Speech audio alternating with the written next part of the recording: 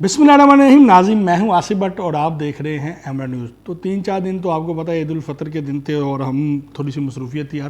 Family میں ہوتے ہیں تو آپ کے ساتھ گفتگو نہیں ہو سکی اور خبریں بھی شیئر نہیں ہو سکی۔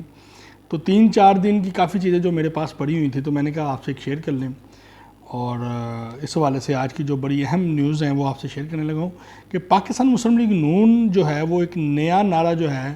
وہ متعارف کرانے والی ہے۔ یہ وہ نعرہ ہے جو اس سے قبل پاکستان مسلم لیگ نون اور ان کے جو قائد ہیں میاں محمد نواز شریف، ان کی بدنامی کا باعث بنتا رہا۔ جی بالکل، اب جو نیا نعرہ انہوں نے تیار کیا ہے جس کا متن یہ ہے، گلی گلی میں شور ہے،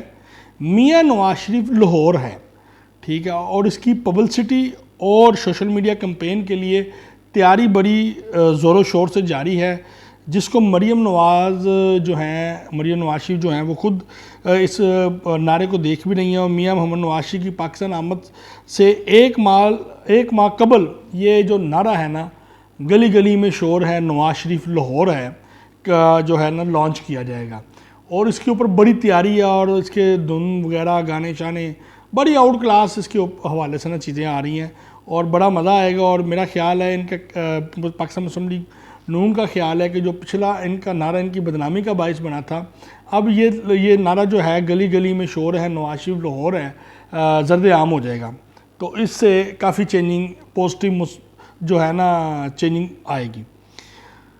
ملک میں بڑے لیول کے اوپر گرفتاریوں کا جو سلسلہ ہے وہ شروع ہونے لگا ہے۔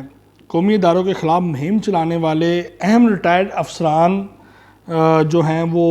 اس وقت ہٹ لسٹ کے اوپر آ چکے ہوئے ہیں۔ کرپشن کیسز کی تفصیلات ان کی تیار کی جا چکی ہیں۔ عمران خان کے ساتھ مسلسل ٹیلی فون رابطہ، واٹس ایپ رابطے کے انکشافات بھی ہوئے ہیں، اور ریٹائرڈ آفیسرز نے اپنے اثر سلوک سے اداروں سے ملنے والی اہم انفارمیشن جو ہے وہ بروقت عمران خان تک فراہم کی جاتی ہے، تاکہ وہ اپنی آئندہ کی جو حکمت عملی ہے وہ تیار کر سکے۔ اور آئندہ کی حکمت عملی کا پلان بھی عمران خان کو تیار کر کے دیا جاتا ہے، جس کی وجہ سے پاکستان کی کافی جو چیزیں ہیں، معاملات جو ہیں انٹرنیشنل لیول پہ وہ خراب ہو رہے ہیں۔ بروقت خفیہ اطلاعات کی وجہ سے پاکستان جو ہے ابھی تک اس قابل نہیں ہو سکا کہ انٹرنیشنل لیول کے اوپر اپنی کسی بات چیت، مذاکرات یا نیگوشیشن شروع کر سکے، اور آئی ایم ایف کے حوالے سے بھی جو چیزیں ہیں یہ خفیہ اطلاعات ہی ہیں، جس کی وجہ سے کہ ابھی تک گورنمنٹ آف پاکستان جو ہے وہ اہم کامیابی حاصل نہیں کر سکی۔ اب جو مزید چیزیں دیکھنے میں آ رہی ہیں، عمران خان کا جو سکرپٹ تھا اس کی کہانی جو ہے نا وہ تبدیل کرنے کا فیصلہ کیا گیا ہے۔ عمران خان کو سزا دینے یا گرفتار کرنے کی بجائے نظر انداز کرنے کی حکمت عملی طے کر لی گئی ہے کہ عمران خان کے جلسے جلوس نہ دکھائے جائیں جو ہو رہا ہے، عمران خان کو میڈیا پہ نہ دکھایا جائے جو ہو رہا ہے، عمران خان کے حوالے سے سوشل میڈیا کے حوالے سے پیرلل ایک کمپین شروع کی جائے جو اب آسا سے شروع ہو رہی ہے، ٹھیک ہے، اور پی ٹی آئی ایک اہم رہنما جو تھے ان کو بھی کہا گیا ہے کہ جی آپ آسا عمران خان سے دور ہو جائیں۔ تو دوسری جانب عمران خان اور پی ٹی آئی کے جو رہنما ہیں، ایک طرف تو سابقہ آرمی چیف جو ہیں قمر جاوید باجوہ کے اوپر مختلف الزامات لگاتے ہیں کہ ہماری جو گورنمنٹ ہے ان کی وجہ سے گئی ہے، اور پھر بعد میں کہتے ہیں جی ہم نے ان کے کہنے کے اوپر، یعنی کہ آپ کی گورنمنٹ چلی گئی پہلے ان کے کہنے ان کی وجہ سے، تو پھر آپ بڑے عقل مند ہیں کہ آپ نے ان کے کہنے کے اوپر کے پی کے اور پنجاب کی حکومت بھی ختم کر دی، ٹھیک ہے، اور آپ مسلسل ان کے اوپر الزامات لگا رہے ہیں۔ تو قمر جاوید باجوہ کے اوپر آپ الزام لگاتے ساتھ ہی دوسری جانب موجودہ جو سسٹم ہے ان سے آپ مذاکرات کرنے کے لیے سردرد کی بازی لگا رہے ہیں، لوگوں سے گلے کر رہے ہیں کہ ہمارے تو فون نہیں اٹینڈ ہوتے، ہمیں تو بلایا ہی نہیں جاتا، ہمارے ساتھ تو مذاکرات ہی نہیں کیے جا رہے، ہمیں تو پوچھا ہی نہیں جا رہا۔ تو آپ کا موقف کون سا مانا جائے، کون سا نہ مانا جائے؟ دوسری طرف آپ نے اپنی پبلک میں، اپنے کارکنان میں ایک سیل بنایا ہے جس میں آپ قومی اداروں کو ٹارگٹ کر رہے ہیں، اور اب تو آپ سرے عام فیس بک کے اوپر اور واٹس ایپ کے اوپر جو کمپین ہے قومی اداروں کے خلاف آپ نے شروع کر رکھی ہے، اور آپ کے وہ لوگ جو اس وقت مختلف سرکاری اداروں میں بھی جابز کرتے ہیں، جن کی کافی ڈیٹیلز بھی ہمارے پاس بھی موجود ہیں کہ وہ لوگ کس طریقے سے اپنے ہی اداروں کے خلاف کمپین چلا رہے ہیں اور کس طریقے سے اپنے اداروں کی بدنامی کا باعث بن رہے ہیں۔ اب جو سب سے اہم خبر ہے کہ چیف جسٹس کی فیملیز کی جو آڈیوز لیک ہو رہی ہیں، سارا معاملہ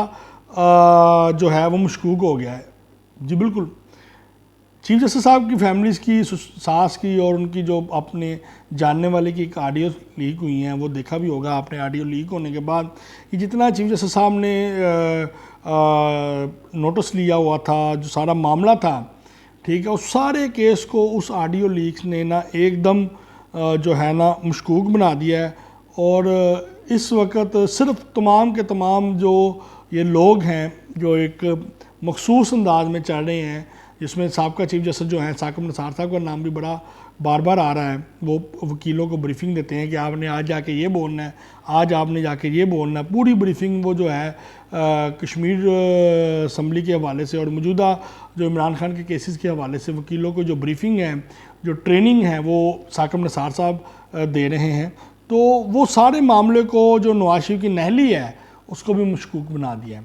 اور عمران خان واحد لیڈر ہے اور لاڈلا لیڈر ہے جو اس وقت کئی اداروں اور ملک میں انتشار کا باعث بن رہا ہے. اس حوالے سے اداروں نے جو حکمت عملی تیار کی ہے اس کو نظر انداز کرنے کی، وہ ان کا کہنا یہ ہے کہ اب اگر ہم اس کو نظر انداز کرتے ہیں تو یہ خود اپنی سیاسی موت جو ہے وہ ختم ہو جائے گا. تو اب دیکھتے ہیں کہ اداروں کی جو حکمت عملی ہے کتنی کامیاب ہوتی ہے، عمران خان کی آئندہ کی حکمت عملی کیا ہوتی ہے، پاکستان مسلم لیگ نون کی آئندہ کی حکمت عملی کیا ہوتی ہے، اور پاکستان پیپل پارٹی کی آئندہ کی حکمت عملی کیا ہوتی ہے، اور ان کے ساتھ جو لنکس اتحادی جماعتیں ہیں جیسے کاف لیگ ہے، جیسے جماعت اسلامی ہے، جیسے JUI ہے، وہ اپنی آئندہ کی حکمت عملی کیا تیار کر رہے ہیں. تو اس کے ساتھ ہی ناظرین اپنے میزبان محمد آصف بٹ کو اجازت دیں اور ہمارے ٹی وی چینل کو، فیس بک کو سبسکرائب کرنا نہ بھولیں. پاکستان زندہ باد.